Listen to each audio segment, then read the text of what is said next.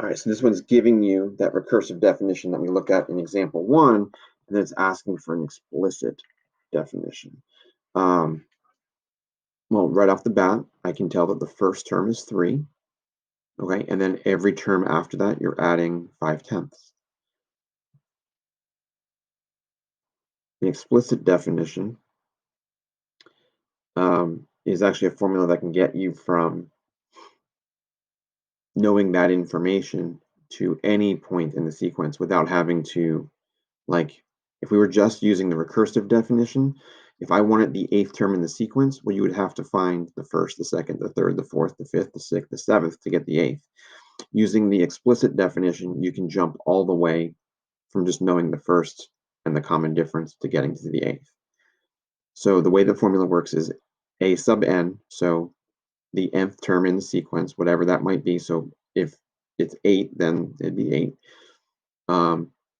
is equal to whatever the first term is plus the common difference times whatever n is minus 1. So again, if we're talking about the 8th term, then n minus 1 would be 7. So we'll set it up for this formula. It's giving you the recursive pattern, right? Which is the first term is 3, the second term is 3 plus 0.5, the third term is, well, 3.5 plus 0.5, and then the fourth term is the same.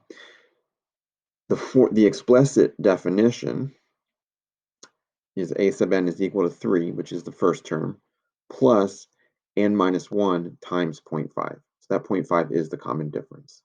And again, if I wanted the 8th term of this sequence, you would just substitute 8 in for n. 8 minus 1 is 7. 7 times 0.5 is 3.5. 3.5 plus 3 would be 6.5. So the 8th term in that sequence is 6.5. You could use that to get the 100th term, the 1000th term, whatever, and you could get it in like 5 seconds as opposed to having to get every term before that. Okay. Let's look at the next one. All right, given the explicit definition, what is the recursive definition for the arithmetic sequence? Well, the only information I need to get is the first term, which is apparently 16, and then the common difference for this one appears to be -3. Okay, so if I were to write the recursive definition, that's all the information that you need. Again, 16 is the first term, -3 is the common difference, and that's how you would write it out. Spoiler alert, the explicit definition is way more useful, right? Just putting that out there. But we have to talk about the recursive definition so you understand the explicit definition.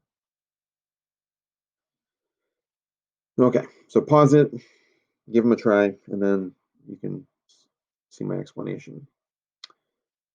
All right, so this is giving the recursive definition. What is the explicit definition? All right, so first term is 45. Common difference is -2. So it's going to be a sub n is equal to 45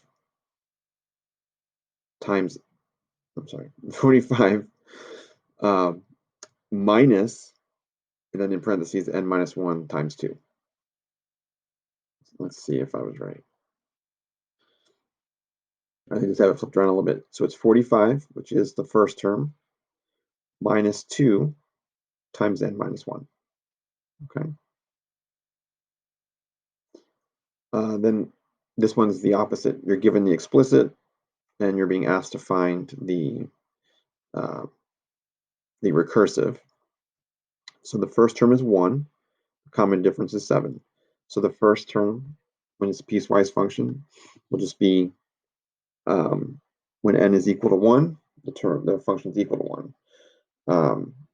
For every term greater than 1, it's going to be a sub n minus 1 plus 7. All right, so first term is 1 for domain of n equals 1. For every term greater than 1, it's a sub n minus 1 plus 7. All right. Let's try example 3.